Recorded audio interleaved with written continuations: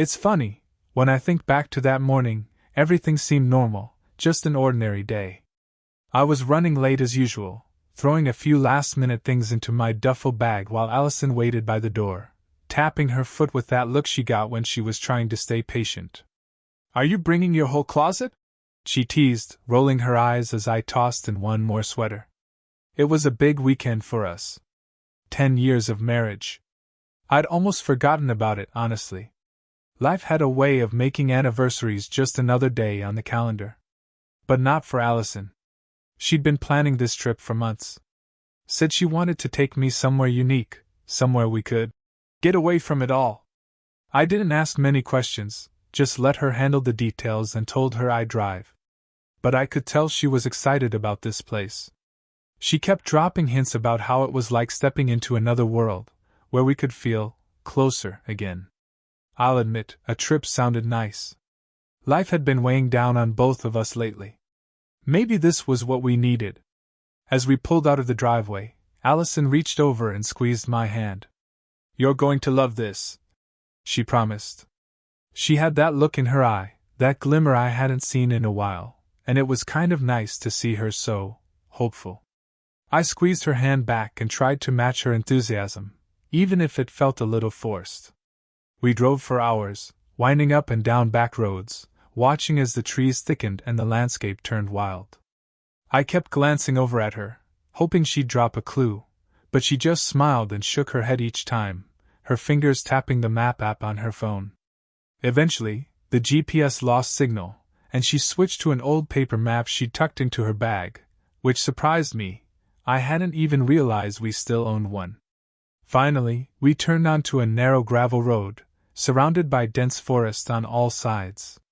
This was no five-star resort, that was clear. And the deeper we went, the more I began to wonder what Allison had in mind. The road twisted and turned, leading us further from any kind of civilization. Just as I was starting to question her choice, the trees parted, and there it was. The hotel, or mansion, or whatever it was, stood like something out of another time. It was massive, towering over the trees around it, with thick ivy climbing up the stone walls and stretching across the windows.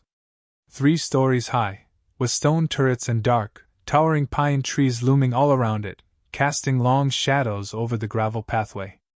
It had this eerie, gothic charm to it, like it could have been a set for some classic horror movie. For a second, I half expected someone to jump out of the shadows and tell us we'd come to the wrong place. But Allison? She was positively glowing. "Isn't it perfect?" she whispered, her eyes wide as she took it all in. I could see the excitement in her, and I didn't want to spoil it. "Yeah, definitely unique," I said, trying to sound enthusiastic, even though I felt an odd chill. We parked, grabbed our bags, and walked up the gravel pathway toward the front doors. Just as we reached the steps, the door creaked open, and a man stepped out, smiling at us like he'd been waiting. He looked to be in his late 40s, maybe early 50s, with slicked back hair and a grin that was somehow both welcoming and unsettling. He was tall, with sharp features, and he was dressed a little too well for the middle of the woods, in a crisp suit that looked like it belonged in a boardroom rather than a centuries-old mansion. "Welcome, welcome," he greeted us warmly, his voice smooth. "I'm Leo, the owner of this little escape." He extended his hand, and I shook it, noticing how firm his grip was. I tried to keep it casual, saying something like, "Nice place you've got here." But I noticed that his attention was on Allison, his gaze lingering on her just a beat too long, a slight smile creeping up as he took her in. I shot her a quick glance, but if she noticed, she didn't let on. She just smiled and shook his hand, all polite, her cheeks slightly flushed. Leo led us through the heavy double doors into the hotel, and as soon as we stepped inside, it was like being transported into a different world.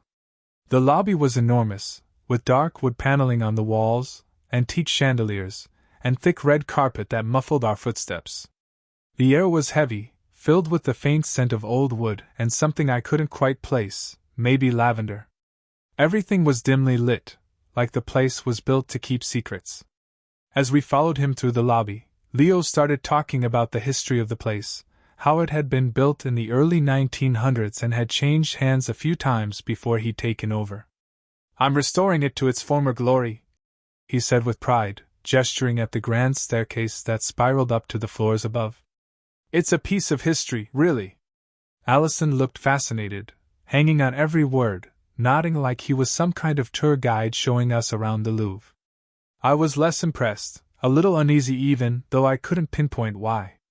Maybe it was the way he kept glancing back at her, as though she were the one who'd come to see him, not me. But I brushed it off. Maybe I was being paranoid. We'd been here all of 5 minutes, after all. When we reached the check-in counter, Leo handed us the room key, a real key, not one of those digital cards you'd get at any regular hotel. It was an actual, old-fashioned key, brass with a small tag dangling from it that read Room 217. He smiled, his eyes lingering just a little too long on Allison. "Let me know if there's anything you need," he said, his voice smooth, almost too smooth. "Anything at all." I felt a flash of something. Annoyance? Jealousy? It was hard to say, but it didn't sit right. I tried to brush it off again, shaking my head at myself for getting worked up over nothing. As we made our way down the hall to our room, Allison seemed practically giddy. "This is perfect," she whispered, almost like she was talking to herself. I tried to keep my cool, but a strange, unsettling feeling was starting to take root. Something about this place, this whole situation, just didn't feel right. But I shoved it down, deciding that maybe I was just tired. This was supposed to be a relaxing weekend, a chance to reconnect. So I forced a smile, nodded at her, and followed her to the room, telling myself I'd find a way to enjoy this, whatever it was. Our room was on the second floor, at the end of a long, narrow hallway that creaked with every step. I tried not to think about it too much, but everything here felt haunted somehow. Like every inch of this place held some kind of secret. The walls were lined with faded paintings of landscapes I didn't recognize, murky swamps, dark woods, and fog-covered mountains. Allison didn't seem fazed, though. If anything, she seemed even more excited. "Look at this place," she said, practically bouncing as we reached the door to room 217. She slid the key into the old lock and pushed the door open with a creak. Inside, the room was dimly lit by a single lamp on the nightstand. The walls were lined with dark wood panels, and the furniture was antique, an oversized bed with an ornate headboard, a small writing desk, and an armchair by the window. Heavy, dark curtains were drawn across the window, blocking out any trace of daylight.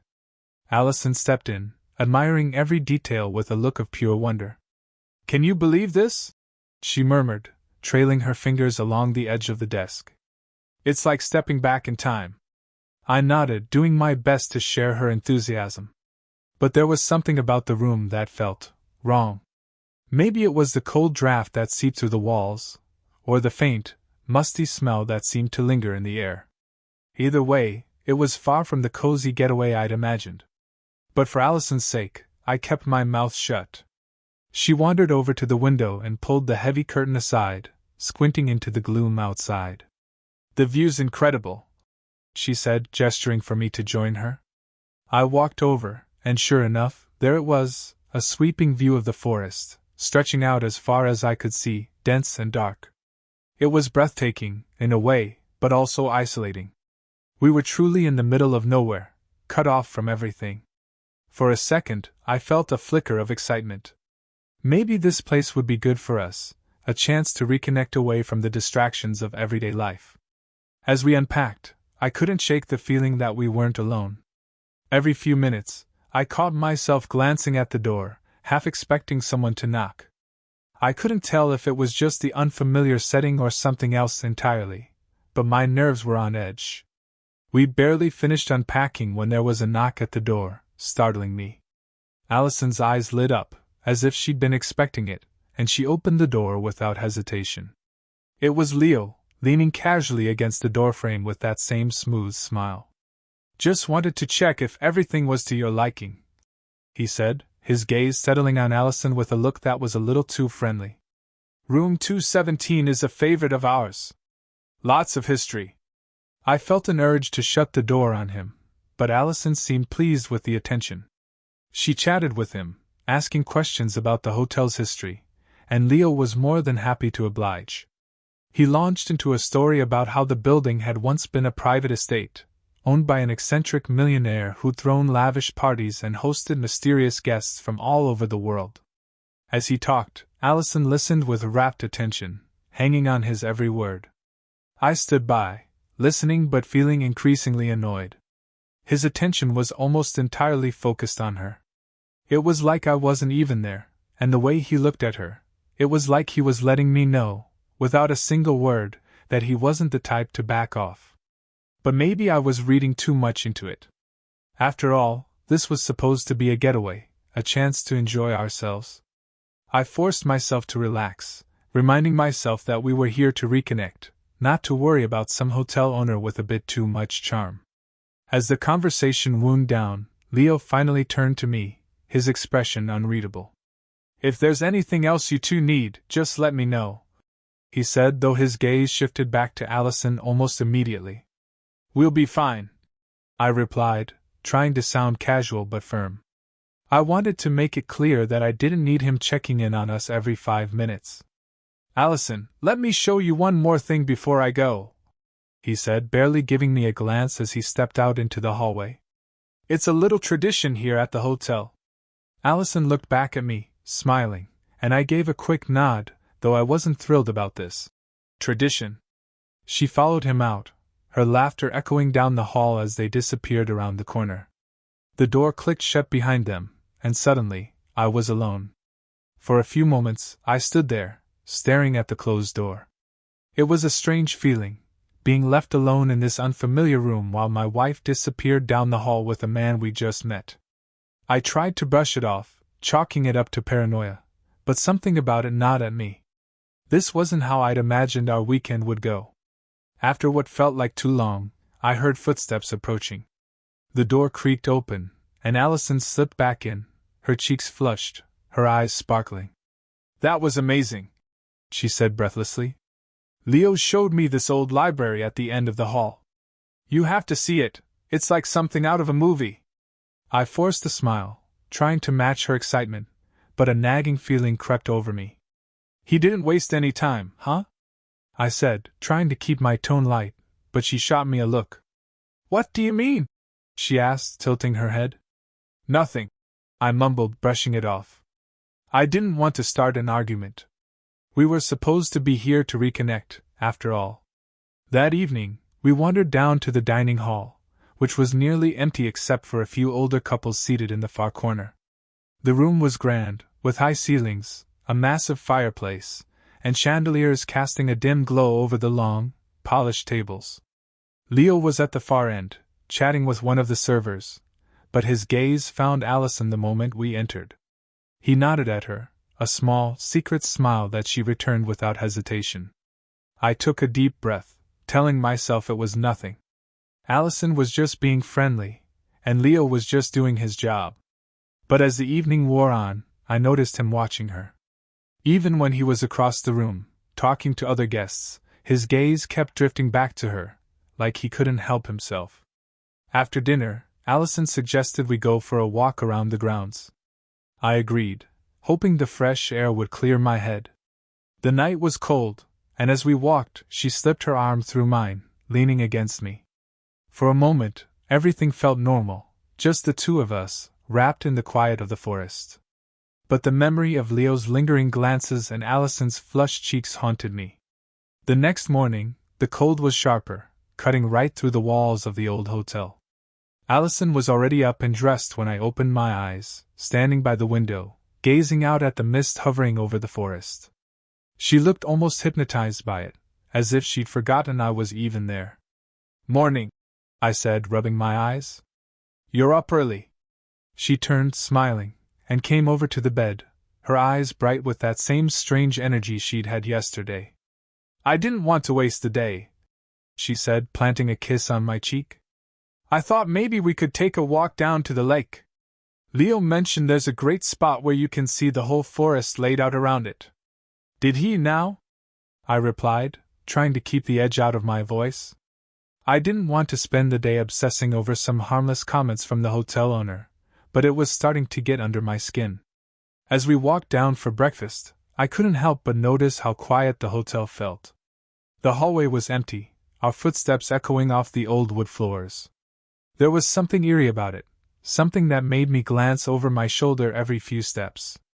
We passed a few closed doors, but it didn't feel like anyone else was here. It was almost like we were walking through an abandoned mansion. In the dining hall, Leo was there again, standing by the window with his arms crossed, lost in thought. When he noticed us, he straightened up, flashing that same easy smile as we approached. "Good morning," he said, his eyes lingering on Allison. "I trust you both slept well?" "Yeah, fine," I replied, but Allison was already talking to him, asking about the history of the hotel again. They launched into a conversation about the original owner, some old tycoon who'd apparently been notorious for his secret parties and, as Leo hinted with a smirk, his adventurous social life. "I can give you both a tour of the estate later," he offered, turning his gaze to me for the first time. "It's a pretty remarkable place. Full of stories, if you're interested." Allison's face lit up. "I love that," she said before I had a chance to respond. "How about after breakfast?" Leo nodded, smiling a bit too warmly. "Perfect. I'll meet you both here in an hour." As we ate, Allison couldn't stop talking about how much she was looking forward to seeing the place. She was all enthusiasm, leaning across the table, sharing her theories on what secrets the hotel might be hiding. I nodded along, but my mind was elsewhere, still unsettled by Leo's attention. Sure enough, after breakfast, Leo was waiting for us, looking completely at ease in a black coat that somehow made him seem even taller. He gestured toward a narrow staircase that wound down to the lower floors, explaining that the basement held an old wine cellar. As we descended, the air grew colder, the dim lights casting eerie shadows over the walls. "This part of the hotel is usually closed to guests," Leo explained. "But I can make an exception for you too." I could feel Allison's excitement as she leaned into me, but I couldn't shake the unease. It was as if Leo was leading us somewhere private, somewhere we weren't supposed to be. As we entered the cellar, he walked us through rows of dusty wine racks, describing each one in detail, the dates and origins of bottles I'd never heard of. "It's incredible," Allison whispered, running her fingers along the bottles, captivated. She glanced at Leo, her eyes wide. "I've never seen anything like this." He watched her with a look that was difficult to describe, admiration, maybe, or something more. "I'm glad you appreciate it," he said softly. "Not everyone sees the beauty in old things." His words made me tense up. It was the way he said it, like he was speaking only to her, as though I was invisible. I cleared my throat, trying to bring the attention back to both of us. "So, any other hidden treasures down here?" Leo's gaze shifted to me, almost reluctantly. "Oh, plenty," he replied. "But perhaps we'll save those for later." There was a knowing look in his eyes, like he had some secret plan for later that I wasn't part of. Finally, he led us back up the staircase, pausing as we reached the main hallway. "Well, that's enough of the cellar," he said, his gaze resting on Allison once more. "Let me know if you'd like to continue the tour later. I'd be more than happy to show you around, privately if you'd like." Allison smiled, and I could feel my stomach twist. I wanted to tell him to back off, but I held my tongue. Instead, I wrapped an arm around her shoulders, subtly pulling her closer. "Thanks, Leo," I said, trying to keep my tone friendly. "We'll let you know."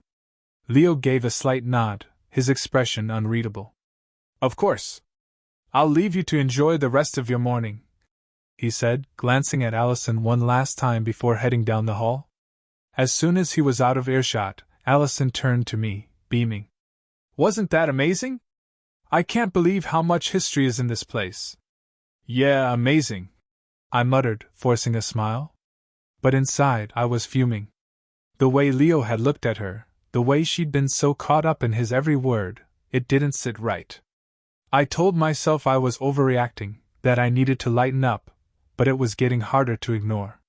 The rest of the morning passed in a blur. We walked around the grounds, explored the gardens, and admired the forest views. But the whole time, Leo's words replayed in my head, "I'll be more than happy to show you around, privately." In the afternoon, Allison suggested a walk down to the lake, saying it'd be nice to have some time alone. The idea sounded good. I was hoping that some fresh air and a bit of space would help clear my head. The path to the lake was quiet, winding through dense trees that muffled all sound. It felt like we were the only people left in the world, surrounded by towering pines and the soft crunch of leaves beneath our feet. The lake itself was stunning, a mirror of silver beneath the low-hanging clouds, stretching out in front of us like a painting. Allison wrapped her arms around me from behind, resting her head against my shoulder as we stood by the water. For a moment, everything felt normal again. Just the two of us, no distractions, no tension.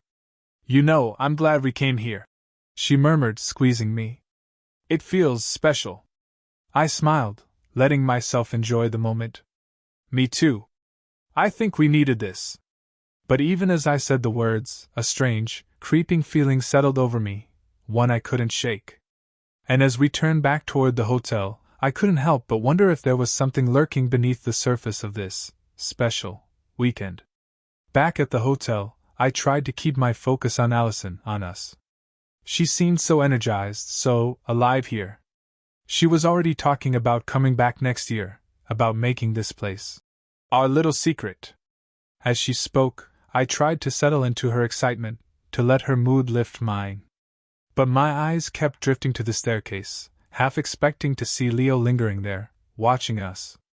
I couldn't stand the way he looked at her, the way she seemed so enthralled by everything he said. I kept brushing it off, telling myself I was being paranoid, but something about him put me on edge. After dinner, Allison suggested we check out the library Leo had shown her. She insisted it was like something out of an old novel, towering shelves, dim lighting, dust motes hanging in the air like it was frozen in time. I tried to get excited, but that tension I'd been feeling since we arrived was back. Still, I nodded, not wanting to ruin the evening. The library was exactly as she described. The air was thick and heavy, and the shelves stretched high, filled with books that looked centuries old. Allison ran her fingers along the shelves, pulling out random titles, each one older and more obscure than the last. She seemed mesmerized, lost in a world that was totally foreign to me. She stopped, staring up at one of the shelves with a soft smile. "Can you believe this place?" she whispered. "It's incredible." Before I could answer, there was a soft sound behind us, a door clicking shut. We both turned, and there was Leo, leaning against the doorframe with that easy smile. "Didn't expect to see you both here tonight," he said, his eyes settling on Allison. "But it's a pleasant surprise." His voice was low, too low for my liking, and the way he looked at her made my skin crawl. Allison looked thrilled to see him, practically lighting up as he approached. They exchanged a few words about the books, about the history of the place, while I stood there, silent, feeling like an outsider. I couldn't shake the feeling that Leo was slowly pushing me out of the picture, inch by inch. After a few minutes, I'd had enough. "We should get some rest," I said, forcing a smile. "It's been a long day." Allison shot me a look, clearly disappointed, but nodded. "Yeah, of course," she said, and Leo gave a slight nod, his expression unreadable. "Good night," he murmured, his gaze lingering on her just a bit too long. As we walked back to our room, Allison was quiet, her mood dimmed. I could feel the tension between us, like a wall building up that I wasn't sure how to break through. When we got to our room, she slipped into bed without a word, turning her back to me. I lay there, staring at the ceiling, feeling that unease creeping back over me. The next morning, the atmosphere between us was tense, like an invisible barrier had settled in overnight. I thought about mentioning it, but something in Allison's expression told me to leave it alone. After breakfast, Allison suggested that we explore the hiking trails around the property. I tried to get into the spirit, hoping that some time outdoors might ease the strain that had been building between us. The air was crisp, the forest thick and silent around us as we walked along the winding paths. But Allison was different. She seemed distant, distracted, glancing back toward the hotel every few minutes. When I asked if everything was all right, she gave me a quick smile and a nod, brushing off my concern. About halfway down the trail, she stopped, pulling out her phone. "I'll be right back," she said, her voice tight. "I need to check something." Before I could ask, she was already heading back up the trail toward the hotel. I stood there, watching her go, feeling that unease settle over me once again. Something was wrong. I could feel it in my gut. After waiting a few minutes, I decided to head back as well. As I approached the hotel, I caught a glimpse of her through the side window. She was standing just inside the lobby, her back to me, and Leo was there, standing close to her, his hand resting on her arm. They were talking quietly, too quietly, and the way she looked up at him, it felt all too familiar, all too intimate. I stayed outside, watching through the glass, feeling a sickening twist in my stomach. I wanted to storm in there, to demand an explanation, but something held me back. I needed to be sure. I decided to wait, keeping to the shadows just outside the lobby window. I watched as Leo leaned in, whispering something to Allison that made her laugh softly, her head tilting toward him. It was like I wasn't even a factor in her mind, like he was the only one there. My hands clenched into fists, and I had to fight the urge to barge in. After a few moments, Leo motioned toward the staircase, and without hesitation, Allison followed him. I waited until they were out of sight, then slipped into the lobby, and quietly made my way toward the staircase, my heart pounding. I kept my footsteps light, careful not to make a sound as I followed them up the stairs and down the long hallway. They stopped outside a door at the end of the hall, room 301. Leo took out a key, glancing over his shoulder to make sure no one was watching before he unlocked the door and motioned for Allison to enter. She stepped inside without a second thought, and he closed the door behind them, sealing the two of them away from view. I stood there, frozen, staring at the closed door as a wave of anger and disbelief crashed over me. This wasn't just a friendly chat or a harmless flirtation. They were hiding something, something I couldn't ignore any longer. I backed away, my mind racing. I knew I had to confront her, but not now, not here. Back in our room, I paced the floor, struggling to keep my mind from spiraling. My thoughts replayed what I'd seen: Allison slipping into that room with Leo, her easy laughter, her trust in him. Every time I pictured it, anger clawed at me, stronger than before. I had to know what was going on. An hour passed then too. Finally, I heard the soft creak of footsteps in the hallway. I held my breath as the door clicked open, and Allison stepped in, glancing back down the hall before quietly closing the door behind her. She didn't see me watching her, the way she leaned against the door for a moment, eyes unfocused, a soft smile on her lips. "Where were you?" My voice came out colder than I intended. She looked up, startled, the smile slipping from her face. "Oh, just getting some air. I ended up chatting with Leo for a while." I tried to keep my tone even. "In his private room?" Her eyes widened slightly before she quickly masked her surprise. "He just wanted to show me some of the rare artifacts he has collected here," she replied, shrugging as if it were nothing. But I wasn't buying it. "Really? And you didn't think to mention it?" She hesitated, glancing away. "I just didn't think it mattered. Why are you being like this? Why am I being like this?" I repeated, feeling the anger flare again. "I've been here with you this whole weekend, trying to make this work, and you're sneaking off with some guy we barely know. You're overreacting," she snapped, her eyes narrowing. "Leo is just a friend, okay? You've been distant, paranoid, maybe you're the one who needs to relax." Her words stung, but I held my ground. "Do you even hear yourself? You're spending more time with him than with me. I thought this trip was supposed to be for us, Allison." She sighed, brushing past me to sit on the edge of the bed. "Look, I'm tired. Let's just drop this, all right?" She lay back, closing her eyes, effectively ending the conversation. I stood there, staring at her, my mind spinning. This wasn't over. Not by a long shot. That night I couldn't sleep.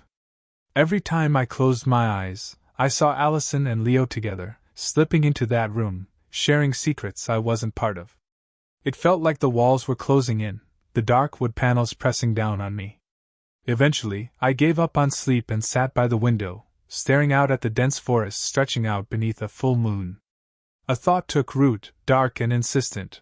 I needed to take control of this situation, to do something that would ensure she, and Leo, understood the consequences of this betrayal. Around midnight, I slipped out of the room, moving quietly through the hotel's dimly lit hallways. The place was dead silent, save for the creaks and groans of the old building settling. I made my way down to the kitchen, where I grabbed a box of matches I'd noticed earlier that day. Then I stepped outside, taking in the biting cold air, letting it clear my mind. The solution was simple, brutal. If I couldn't get the answers, if I couldn't fix the betrayal, I'd erase it entirely. I circled to the back of the building, where the dense trees blocked any view from the hotel windows.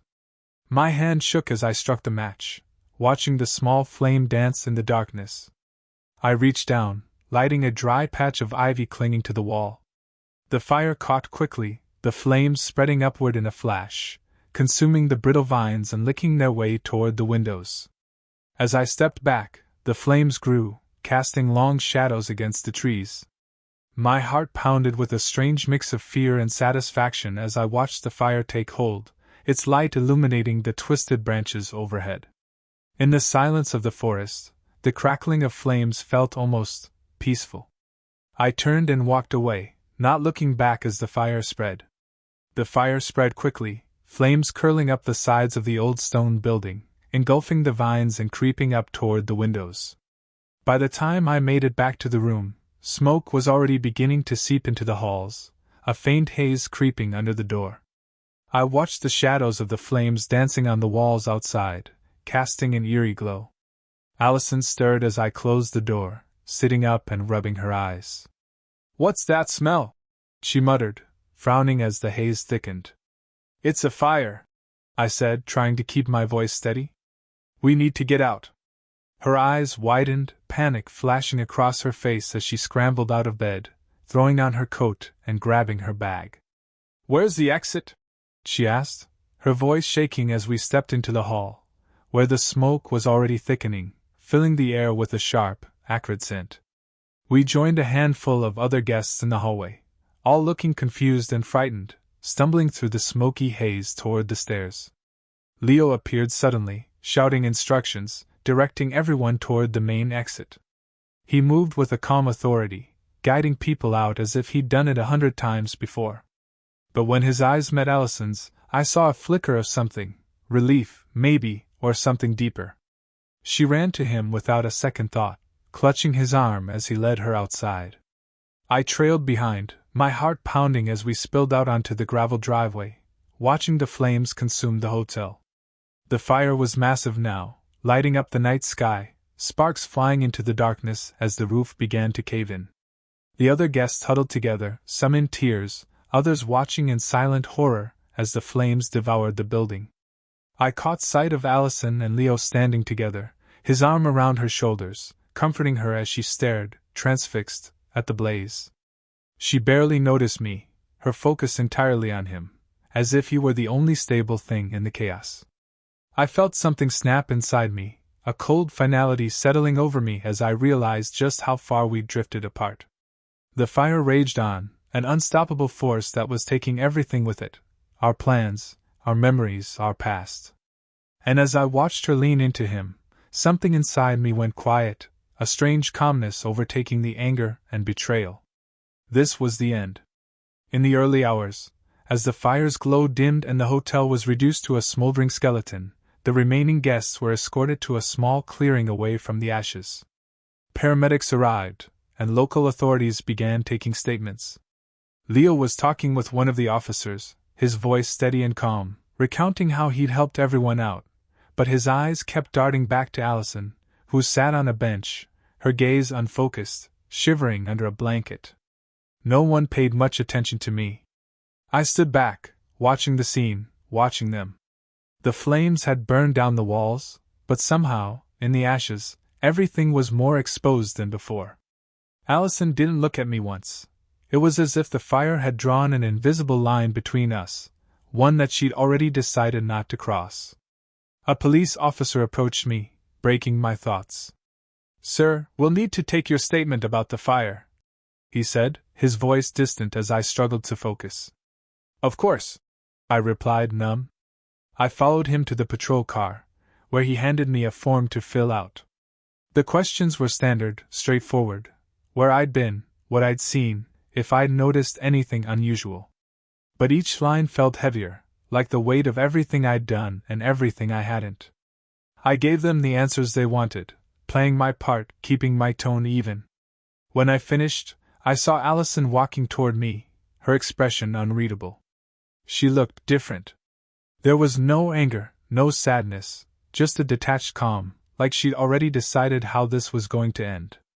"We need to talk," she said softly, glancing over her shoulder at Leo, who was watching us from a distance. I nodded, and we walked a little ways down the road, out of earshot from the others. She stopped, crossing her arms, her gaze fixed on the charred remains of the hotel in the distance. "What happened back there?" I asked, my voice hollow. She looked at me, her face unreadable. "I don't know what happened to us," she said finally, her voice quiet. "But I think we've both known for a long time that this isn't working. This place, this weekend, it just made everything clear." I felt a strange calmness settle over me, like I'd known this was coming all along. I waited for her to continue, but she just looked down, biting her lip. "Is it him?" I asked, my voice barely a whisper. She didn't answer, but her silence told me everything. Without another word, I turned and walked away, leaving her there on the road, standing alone under the dim glow of dawn. Thanks for watching. If you enjoyed it, hit like and leave a comment with your favorite part. We'd love to hear your perspective.